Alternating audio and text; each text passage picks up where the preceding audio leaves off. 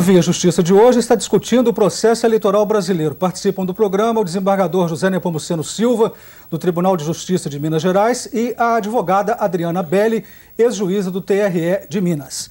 Deixei a pergunta no bloco anterior, se é a favor ou contra o voto obrigatório no Brasil? Carlos, eu sou contra o voto obrigatório.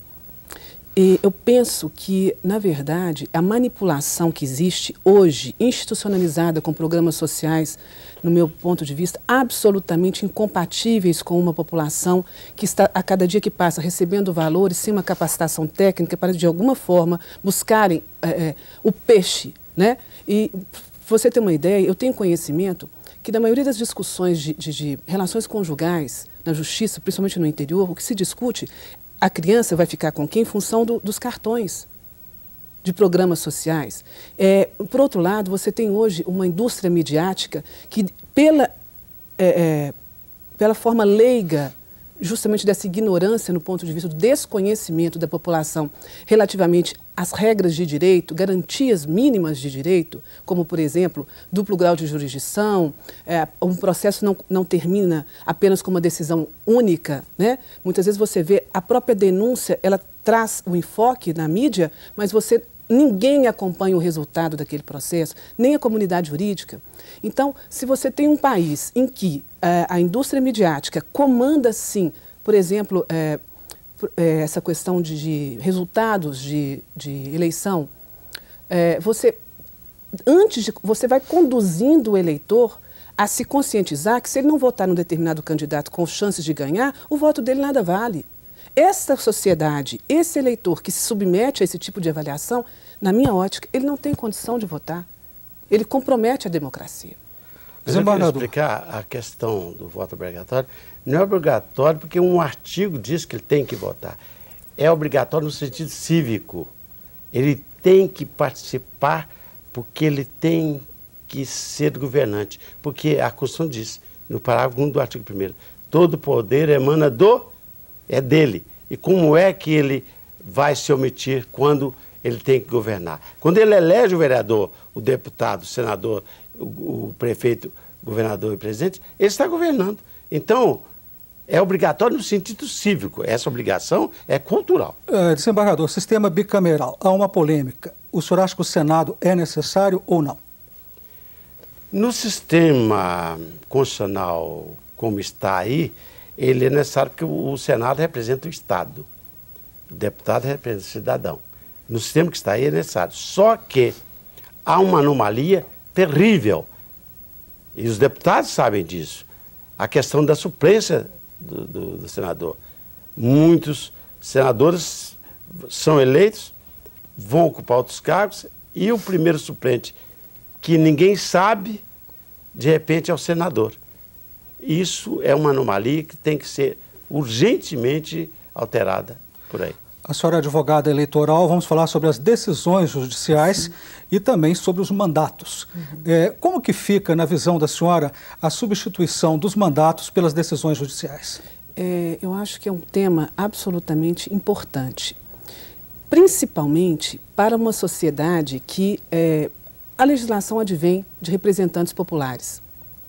A população precisa saber a forma precária a que se submete o político.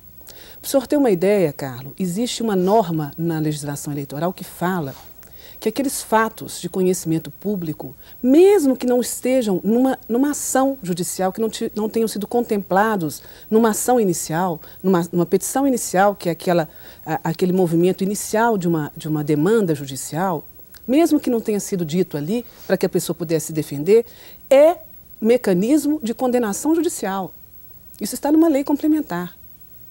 Você tem hoje essa questão, por exemplo, da ficha limpa, que é tão divulgada de uma forma moralista, ela vem sem nenhuma construção metodológica a lhe garantir segurança jurídica, nenhuma.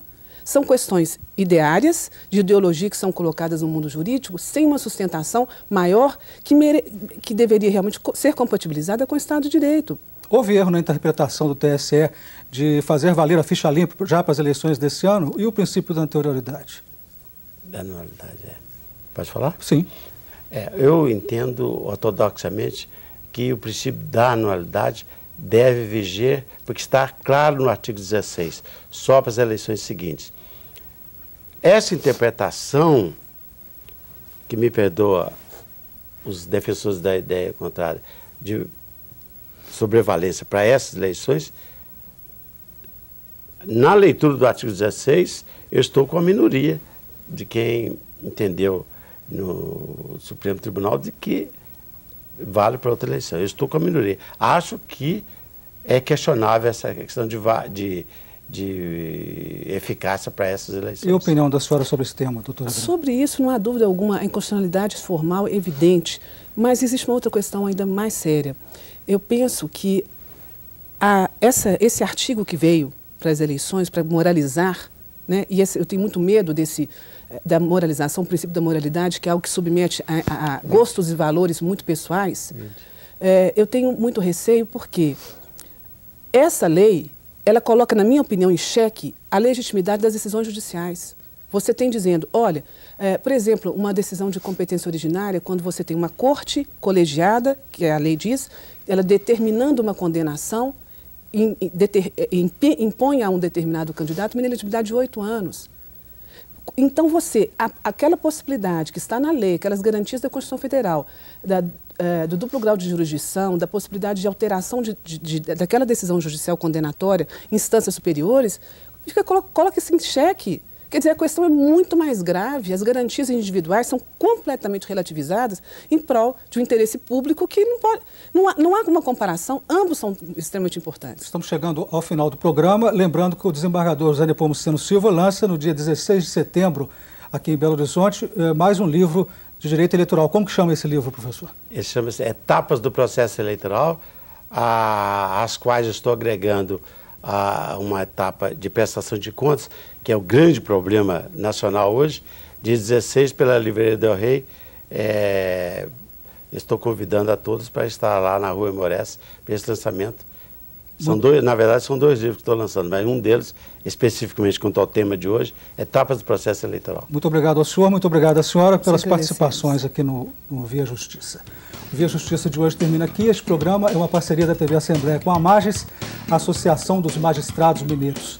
Críticas, perguntas e comentários, fale com a produção pelo telefone 31 3079 3454 ou pelos endereços eletrônicos tv@almg.gov.br ou viajustiça@amages.com.br. Até a próxima semana.